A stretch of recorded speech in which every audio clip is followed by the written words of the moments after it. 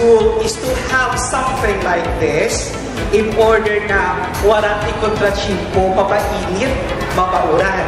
So it's good that our dream was already realized, and this is a very good avenue to hone talents of our learners, just like what you have heard a while ago.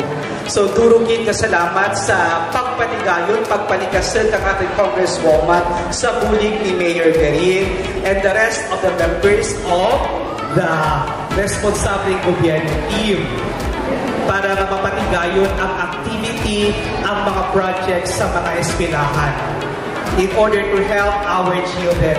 So, on behalf of Jesus Nibales Memorial Elementary School, I sincerely extend my heartfelt gratitude to the remarkable contribution in constructing and likewise turning over this validation.